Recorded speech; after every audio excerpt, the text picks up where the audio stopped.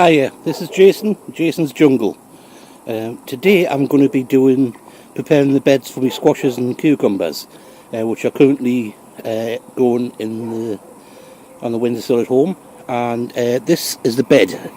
As you can see, it's got a bit weedy, so I'm going to clear out the weeds, and that will give us a bit of work for today. But then I'll prep the bed for all the plants when they're ready to come down. They'll be coming down probably middle to end of next month. So I'll get on with clearing the weeds, and I'll come back to you when I've finished that. Done the weeding. It's a bit clearer now. And I've left 2 chard in there because there's still a bit of life left in them. And they come out when they're bolt, or when they get smothered by squash. The next bit I'm going to do is I've been doing bokashi at home, and I've got a couple of tubs of it. So what I'm going to do is I'm going to bury it along the bottom of these legs, because this is where I'm going to be putting my cucumbers. So if I put the bokashi down now, in a month's time it'll be rotting down and produce a nice hit for the plants when they get the roots in. So I'm going to do that now, and I'll show you the next stage after I finish that. Okay, so that's the trenches dug. What I'm going to do is I'm just going to spread some bokashi, which is sort of fermented household waste, food waste, kitchen waste, to sort of like get rid of the odours when it's breaking down, and making it so it doesn't stink. And it'll break down quite quickly once it hits the soil. So there's the bokashi, which looks exactly the same as it has. Got a bit of mould on, mostly white mould. There's a little bit of bluish mould, which isn't supposed to be good for it, but that's just come on recently, and it's about to go in the soil anyway. But yeah, I'll just be tipping that in, mixing it into the soil, and then filling up again. So I'll do that, then get back to you for the next step. Okay, so there's the trenches filled in with bokashi and filled in with soil on top. As I said, it's going to be about a month maybe till I plant out my cucumbers, and by that time the worms and the bacteria will have started making a good mess of all that bokashi, and the roots will get down into it and they'll give it a good boost. Last year I buried the bokashi on my giant pumpkins, then planted seeds straight on top and sown straight directly into it, and the giant pumpkins loved it. Okay, a little bit about these frames. These frames are I made 3 of these for beans. Now each one would have about 8 foot of growing space, which is a lot of beans. So I'm using one this year to grow up my cucumbers. And what I might do is start getting more of these, putting one on each bed. Because apart from the onions and probably the potatoes, every other rotation can sort of have something like climbs involved in it, and brassicas maybe, but something that can make do with the support. So these work. I used A-frames, I've used TPs, but these seem to work really good for the beans.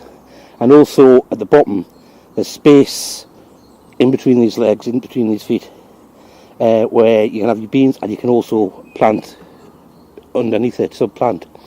I had the chard there, I've had lettuce, I've had salad greens, and especially later in the summer where the beans create a barrier of shade, they can just go a bit longer without bolting. I mean, this has been going for a while, this chard, and let's see, I think it might have been the year before last I planted it, and the barrier seems to have worked on this one. This would have been in the shadiest bit of the bean bed, where there would have been another frame coming in along there, so you'd have got shade coming from all that side. Anyway, the next lot is to start piling this on. This is horse muck. I've had it piled up for about 6 months. It's been turned 3 times or so, got up to 70 degrees each time, then given it about a week to cool back down to under 60, and turned again. And after that time I gave it because it was a large amount, and just let nature do its course. So it's not 100% well rotted, but it's pretty good. And the squash will like this, and it's also going to really improve the soil structure for next year, which will probably be root veg, I think. So that's got to go in next, and I'll get on with that, and I'll come back to you later. Okay, so there's a few piles of manure to rake over. So I'll do that, and then I'll get on to replacing the strings on the gallows. Okay, so I'll come back to you with the strings, with the manure raked and the strings about to go on. Okay, so this bed is now mulched with the manure. I do want to give it a grass mulch, but I don't have any grass cuttings at the minute, so next time I get a bag of them, I will be putting them onto this bed. And the only other thing apart from that is to finish off stringing it up. I'm using paracord, 4mm paracord. This has a £550 breaking strain, which I think is going to be a lot more than it needs. £550 of cucumbers would be a lot. But I used twine the last few years, and it'll get wet, it'll dry out, it'll go, fray, and there's times when it's sort of rotted off at the bottoms and come loose, and the beans have ended up unsupported.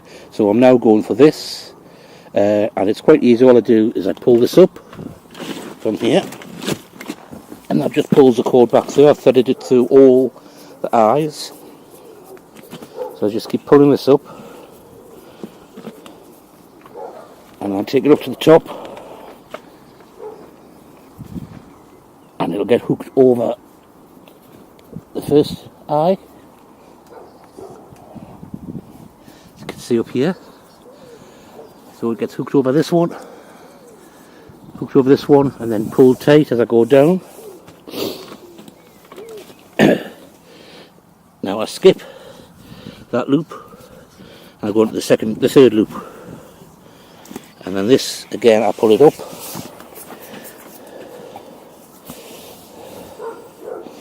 so I get it up to the top. Hold on, just got to get enough loose. So if you're getting seasick. Okay, so I pull it up to the top, across both of these, and then I can bring it back down. And down here I can pull it all back through.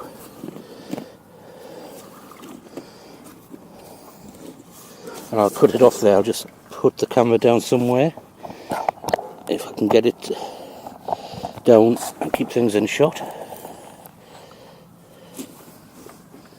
Okay, so I need to find something to cut with, which I did have, and I've put somewhere else.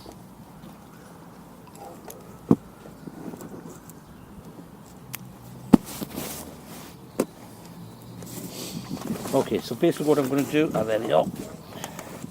Then I'm going to just cut this.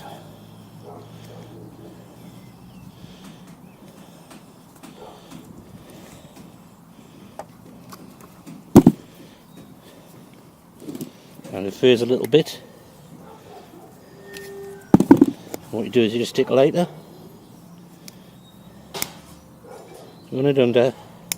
You don't have to set it on fire, you just want to get it to melt together. And don't touch it, because melting plastic is over 200 degrees centigrade, which burns a bit.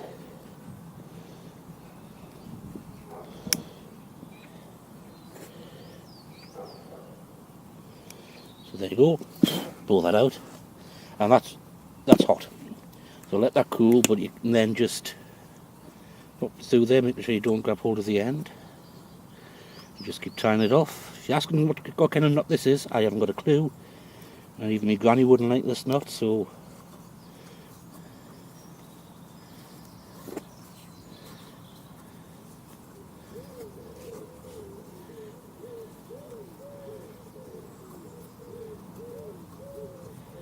right now this is cooled down. It's still warm to the touch, but it's not sticky.